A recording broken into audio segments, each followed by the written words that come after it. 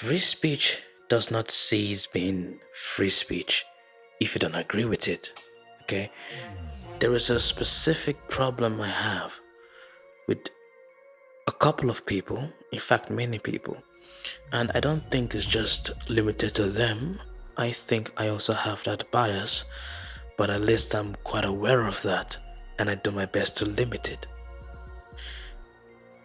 When you believe in something, and you hold fast to it, there is this, shall I say, mechanism in your brain that tells you to not allow yourself be swept away by other doctrine.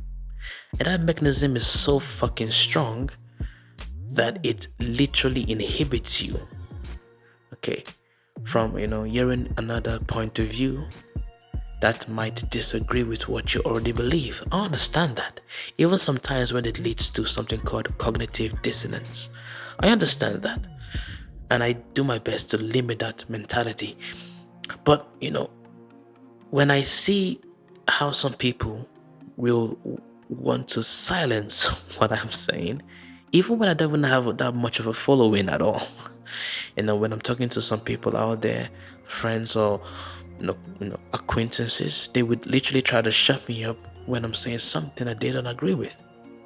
And when I'm trying to be as cordial as possible, because if I was like shouting on their faces, I would understand.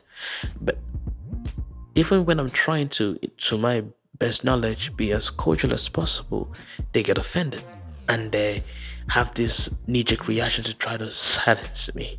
Like, don't talk. What you don't, no. I don't want to hear. I'm like, dude, calm down, right? It's just a fucking conversation. It's not gonna change your mind. You are the one that can change your mind. I can't change your mind. Okay, I could say something so profound does not mean that you're gonna accept it.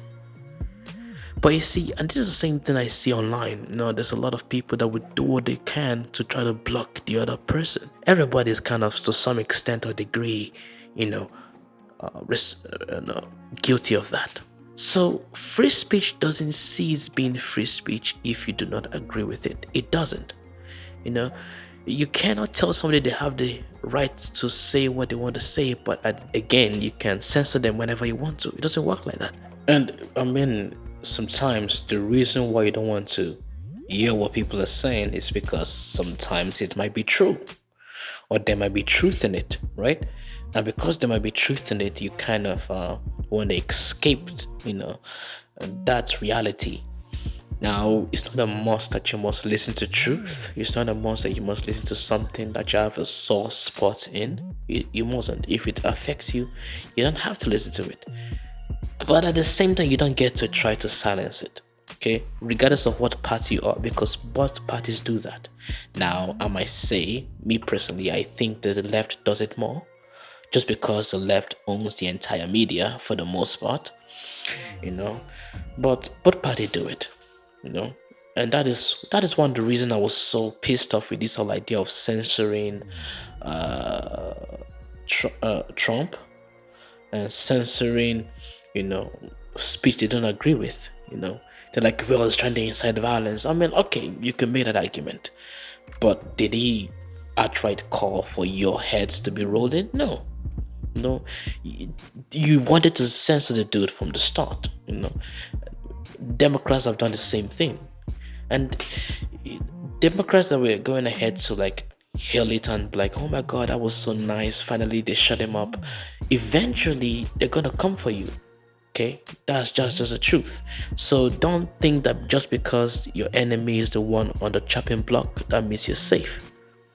Yeah, because if you think that they only disagree with the right, you'll be so surprised when you discover what they really disagree with eventually. So yeah, I'm gonna stop right there. And remember, you have the right to be butthurt. I get butthurt sometimes, but you don't have the right to try to silence somebody for what they say. Now, unless of course they're crying, fire in the theater, and they're, saying that there's a bomb in the plane when there's no bomb, then maybe you can punish that person. Okay, thank you, and I will see you guys later.